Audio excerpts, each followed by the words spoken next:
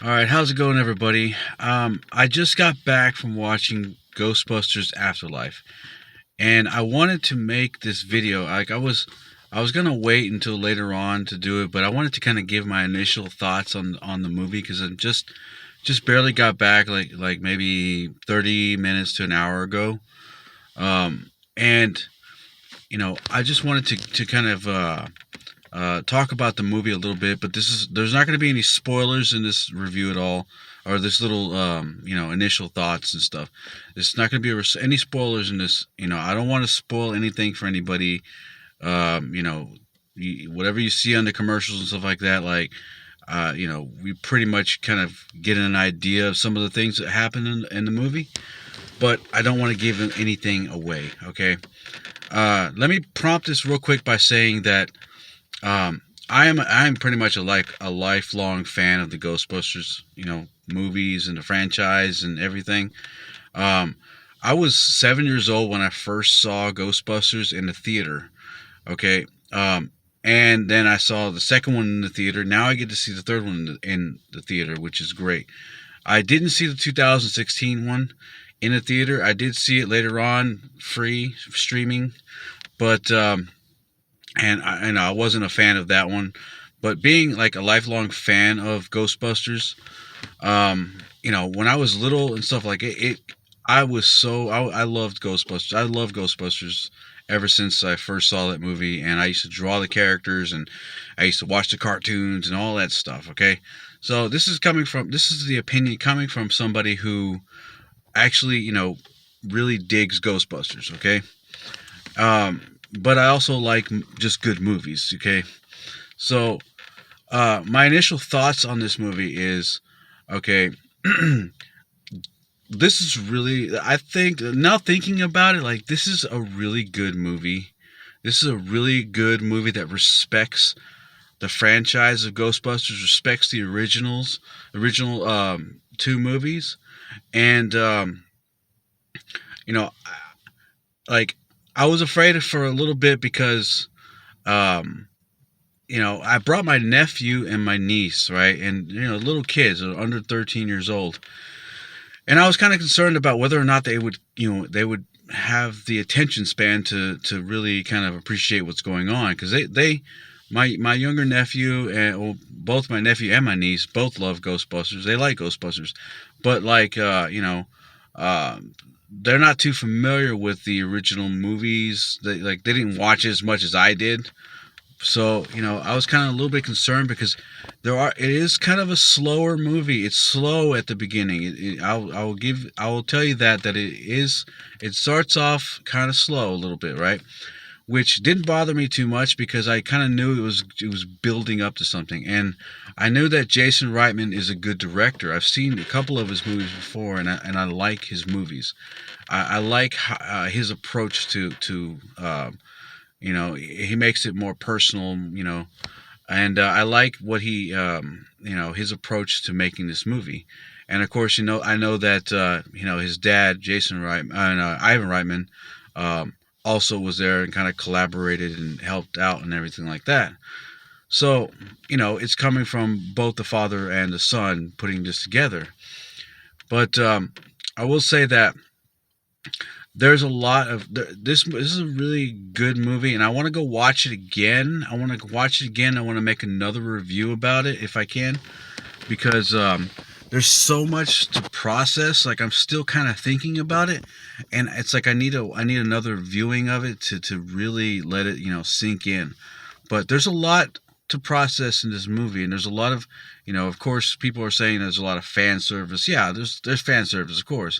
you know um you've got all the you got the Ecto 1, you've got the ghost traps, you got the PKE meter, you got the you know not spoiling anything, but you see from the trailers and stuff like that, it's going to have something to do with the terror dogs and Gozer and stuff.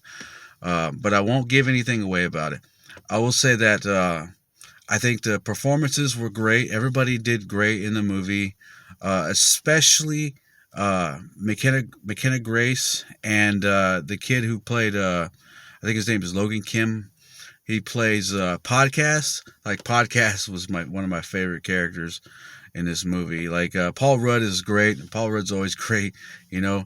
But it feels like they really wanted to focus more on the kids, which I think was great, especially Phoebe, especially the the granddaughter and Podcast.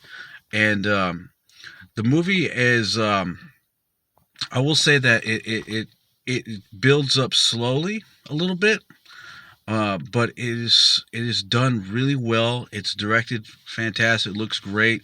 The acting is great. It's got some really cool moments. It's got some really kind of scary, kind of not. I mean, it's a comedy. It's got comedy, but it's played more straight. Okay, let me just say it's a little bit more straight, but it does have comedic elements throughout, and but it's also got some pretty like kind of scary imagery and stuff. And I was kind of worried that my niece and my nephew would and I brought my sister also. She's older than me and stuff, and I was kind of concerned. Like, I knew I was gonna like this because I was already looking forward to watching this, but I was kind of concerned that my niece and my nephew, how they would, if they would be able to sit through it and enjoy it, And let me tell you, at the end, like when it was over and everything, like they loved it. They were really like saying, "Oh, that was a great movie" and everything like that. And I was really happy with that because they seemed to have they enjoyed it, even though they may not understand, you know, what it was trying to do in certain ways. Like, it really does pay a lot of respect to the original Ghostbusters, and a lot of respect to Egon, or Harold Ramis's character Egon Spengler. And it really is centered around these his grandkids. And like, the special effects are great. There's some really, I don't want to give anything away, but there are some parts in there where it's like, okay, like, that's funny, because it's like, as a fan of Ghostbusters, you'll recognize a lot of things in this movie that you're like, I got that, I get it, you know. Um, and yeah, I mean, it is a smaller scale movie, but it really feels like it really does pass the torch on to the younger generation, which is what should be done in this kind of in the sequel for Ghostbusters, because the 2016 Ghostbusters wanted to just reboot the franchise and everything, but this is the kind of movie that the fans will really appreciate, because it really does pay respect to the original, and it also transitions into passing the torch on to the younger generation, which you know fra- uh, a franchise like Ghostbusters, like, it has such a longevity with the cartoons and the toys and games and everything like that. And even my kids and stuff, and still like Ghostbusters and stuff. And it was 1984 when it came out, and it's had such a longevity. But like, as far as the movies concerned, as far as like the movies were concerned, like, the second one was like, the last one we'd seen, and until 2016. But that that doesn't even exist anymore in this timeline. um and really, that movie really didn't do it any justice anyways, but this movie does Ghostbusters justice. Now, I know that I wanted to make this little video real quick, if I can, try and make it as short as possible. I wanted to make this video because I noticed that I looked up online. I haven't read any reviews. I was trying to avoid any spoilers and everything. And I noticed that a lot of like professional critics and stuff are bashing on the movie and trying to dissuade people from watching the movie. But I'm telling you, okay, I think that anybody, if you're interested in watching Ghostbusters, I say just go watch it. there's going to be stuff that you're going to really enjoy.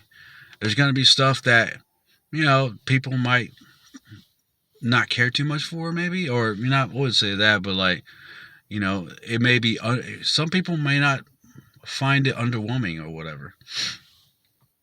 But, if you watch it and you just watch it as it is, what it is, it's just it's just not the original Ghostbusters. Okay, the tone is different. The tone is a little more, it's a little more mysterious. It's got a lot of good, like, um, you know, horror elements to it. And the special effects are really cool. The terror dogs, it's it's got some really great moments in there. There's so much to process, and like this is a movie that you kind of have to watch it like more than once to really appreciate it. You know what I mean?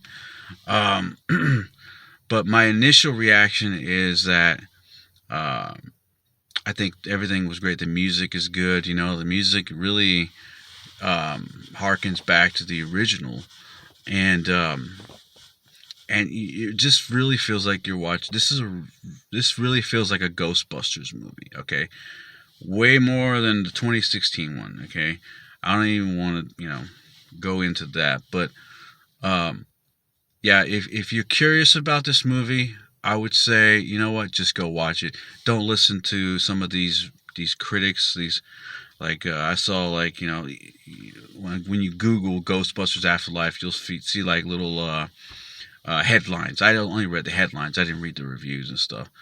But yeah, they're saying, oh, this is whatever, reanimated corpse or whatever. They're trying to dissuade people from watching the movie, but just go see for yourself and support this movie and go out to the theater and watch this movie and check it out and see for yourself whether you like it or not. But I'm telling you, like, if you are a Ghostbusters fan, you're going to come away from this movie kind of really, I don't know, I don't want to give it away, but it has an emotional impact to it. Let me tell you, it's very emotional. Okay, and it really is a kind of a love letter to the Ghostbuster fans. It's a love letter to Harold Ramis, who is no longer with us, and I think they did a really great job. And I would say that if you're curious about the movie, just go watch it. Just go and watch it.